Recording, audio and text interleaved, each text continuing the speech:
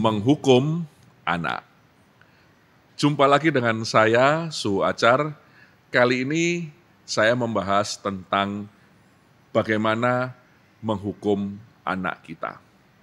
Ya, masalah parenting itu adalah salah satu fokus yang saya senangi sejak dahulu dan selalu pertanyaan ini muncul dalam kelas yang saya bina atau dalam diskusi-diskusi yang kemudian menjadikan saya sebagai narasumber, yaitu bagaimana sih menghukum anak itu?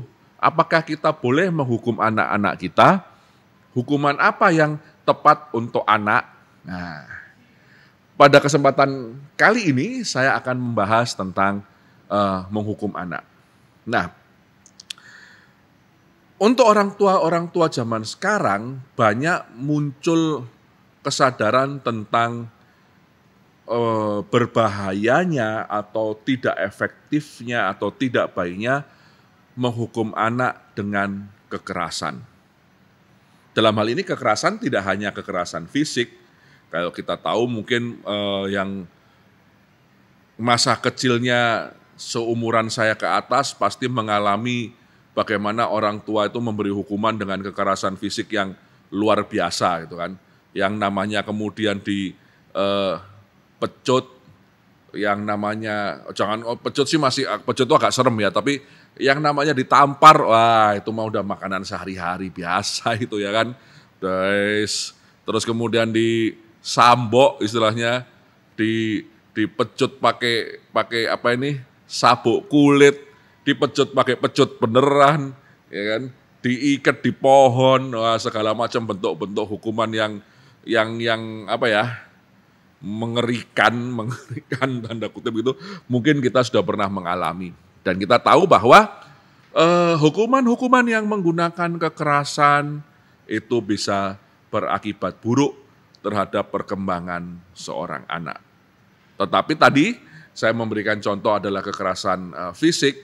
Kekerasan tidak hanya bersifat fisik saja, tetapi ada juga kekerasan yang seringkali tidak terlihat bekasnya secara nyata, karena kalau kekerasan fisik itu kan misalnya dipukul, kan kelihatan ya memarnya, beretnya atau apapun ya. Tetapi ada kekerasan lain juga, misalnya kekerasan yang bersifat psikis, ya, makian, hinaan, cacian seperti itu, sikap-sikap yang tidak menerima, tidak mensupport, tidak mendukung, perilaku-perilaku yang bersifat merendahkan. Nah, itu juga ternyata memiliki dampak yang jelek bagi tumbuh berkembang bahkan dalam membentuk pribadi seseorang. Lalu, apakah kemudian kita tidak menghukum anak-anak kita? Saya kira itu juga sebuah pilihan yang tidak tepat.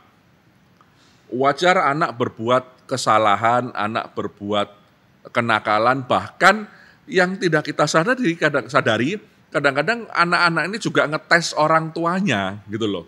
Nah, ini orang tua gue kalau gini, bapak ibuku ini nek tak ngene no, ya apa ya. Nah, begitu mereka bisa membaca pola-pola tersebut, maka jangan heran kalau kemudian yang terjadi anak-anak yang mengatur orang tuanya. Bisa terjadi, sangat bisa. Ya kan?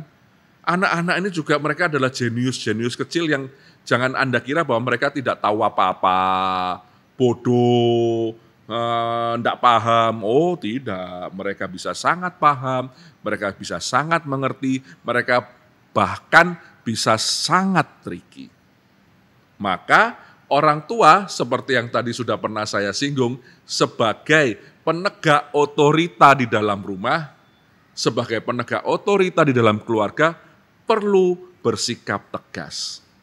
Maka ketegasan itu juga sekali-sekali perlu diimplementasikan dalam bentuk hukuman jika memang anak itu sudah bertindak keterlaluan, ya, atau sudah di luar batas yang Anda tentukan sebagai orang tua. Tapi hukuman seperti apa, ya kan, yang bisa kita berikan? Tentu kita tidak bisa memberikan hukuman yang setiap saat selalu membangun, penuh dengan aura apa ya, ke orang tuaan, parenthood gitu kan.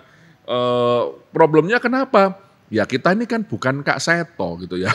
Problemnya kalau kita ini Kak Seto gitu mungkin nggak masalah, tapi ya kita ini kan manusia biasa yang kadang-kadang ya juga lupa daratan ingat lautan gitu kan, pulang kantor, ibarat kata itu pulang kantor juga udah pulang jalanan macet, ya kan, badan pegel, deadline kantor masih menumpuk, sebelum pulang masih diomeli bos, sampai rumah ngelihat anaknya nakal, terus kemudian ya kita enggak bisa sekedar cuma bilang, waduh anakku tidak bisa begitu nak, itu tidak boleh, itu tidak baik. Ya rasanya juga agak manusiawi. Gitu. Pasti ada kalanya kita kemudian juga lepas kontrol, lepas kendali dan kemudian kita benar-benar marah kepada anak kita. Ya kan?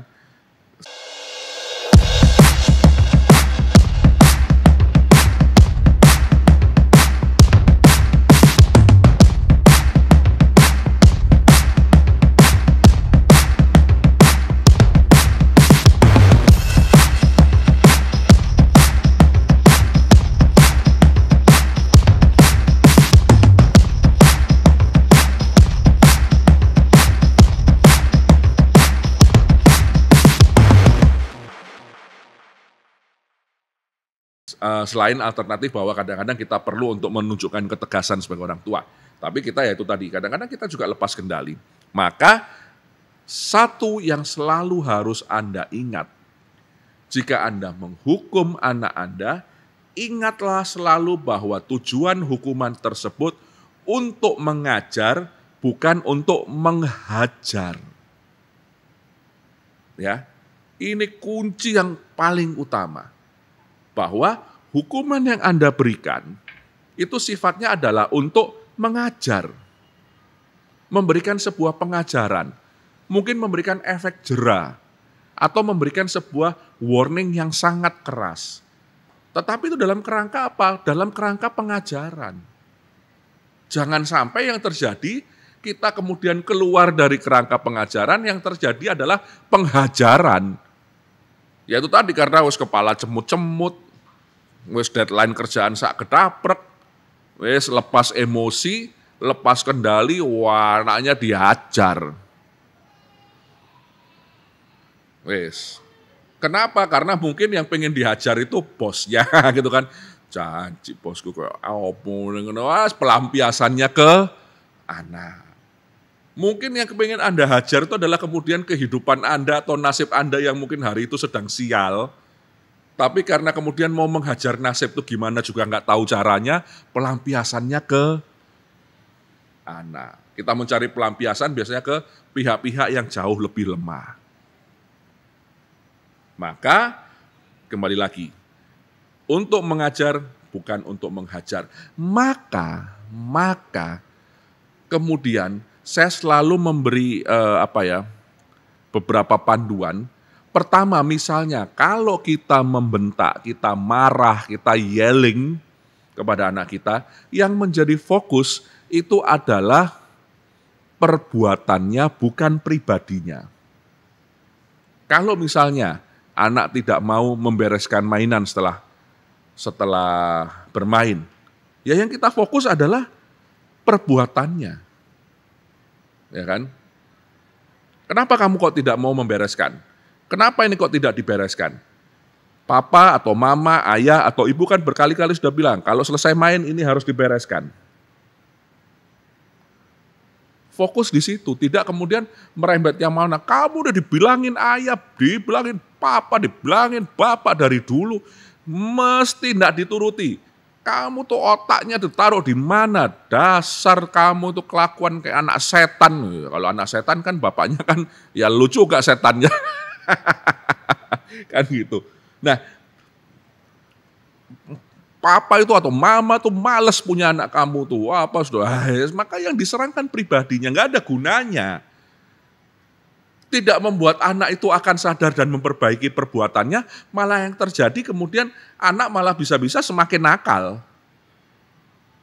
Karena kemudian perasaan tidak diterima, perasaan tidak dianggap dengan positif, tidak disupport secara positif. Maka itu, pertama adalah fokus pada perbuatan, bukan pada pribadi.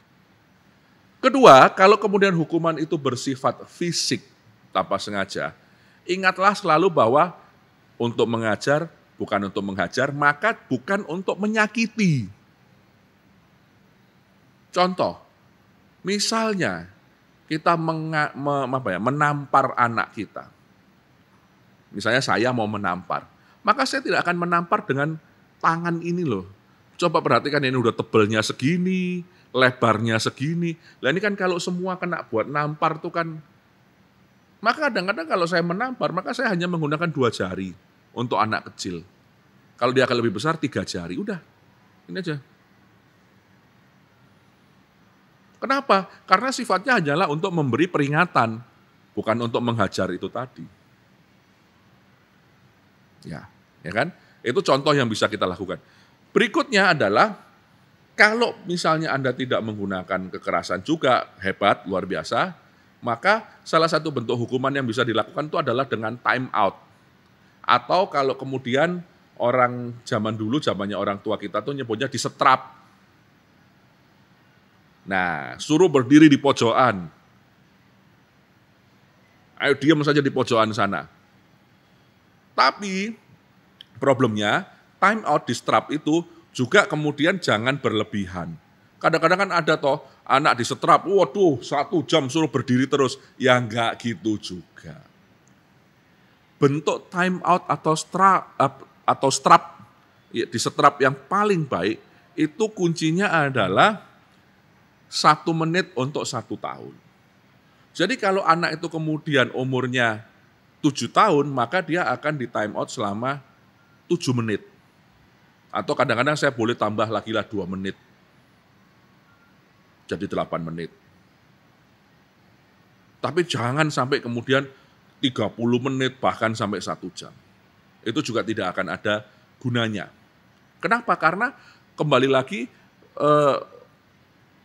time out tersebut adalah untuk memberi peringatan pada anak, juga memberi kesempatan anak itu untuk diam dan kemudian mulai berpikir dan noto pikiran dan noto emosinya.